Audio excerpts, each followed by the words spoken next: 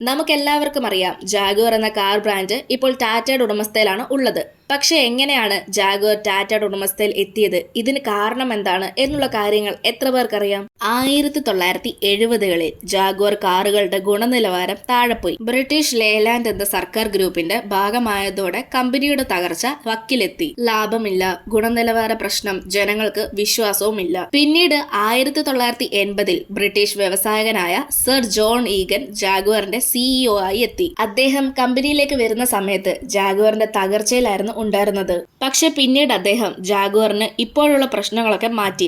ഗുണനിലവാരം മെച്ചപ്പെടുത്തൽ, തൊഴിലാളികളുമായി നേരിട്ടുള്ള ആശയവിനിമയം, കാറുകളുടെ വിശ്വസ്തതയും ബ്രാൻഡിന്റെ പ്രതിച്ഛായയും ഉയർത്തൽ, അദ്ദേഹത്തിന്റെ ഓരോ ശ്രമങ്ങളും ലാഭത്തിലേക്ക് കാറിനെ കൊണ്ടെത്തിക്കാൻ തുടങ്ങി. 1984-ൽ ജാഗ്വർ ലാഭത്തിലായി. പിന്നീട് 1985-ൽ ജാഗ്വർ സ്വതന്ത്ര കമ്പനിയായി സ്റ്റോക്ക് മാർക്കറ്റിൽ തിരിച്ചെത്തി. ഇത് ജോൺ ഈഗൻ നടത്തിയ വലിയൊരു വിജയമായിരുന്നു. പിന്നീട് 1990-ൽ വീണ്ടും പ്രശ്നങ്ങൾ തുടങ്ങി. ജാഗ്വറിനെ അമേരിക്കൻ കാറായ ഫോർഡ് ഏറ്റെടുത്തു. ആ സമയങ്ങളിൽ ആദ്യമൊക്കെ എല്ലാവർക്കും ജാഗ്വറിനെ പറ്റി നല്ല അഭിപ്രായമായിരുന്നു. പക്ഷെ വീണ്ടും തിരിച്ചടി നേരിട്ടു. ശേഷം 2007-ൽ ഫോർഡിനെയും ജാഗ്വറിനെയും വിൽക്കാൻ തീരുമാനിച്ചു. 2008-ൽ ജാഗ്വറിനെ ഇന്ത്യൻ കമ്പനിയായ ടാറ്റ മോട്ടോഴ്സ് വാങ്ങി. പിന്നീട് അങ്ങോട്ടുള്ള ഓരോ വർഷവും ജാഗ്വറിന് വെച്ചടി കയറ്റങ്ങളായിരുന്നു. ഇന്ന് ജാഗ്വർ എന്നത് ഒരു ലക്ഷറി കാർ ബ്രാൻഡും കൂടിയാണ്. നിങ്ങൾക്ക് ജാഗ്വറിലെ ഏറ്റവും ഇഷ്ടമുള്ള കാറുകൾ ഏതാണെന്ന് കമന്റ് ചെയ്യും. ഇതുപോലെയുള്ള കൂടുതൽ വീഡിയോസിനായി ചാനൽ സബ്സ്ക്രൈബ് ചെയ്യാനും ഇൻസ്റ്റഗ്രാമിൽ ഫോളോ ചെയ്യാനും മറക്കല്ല്.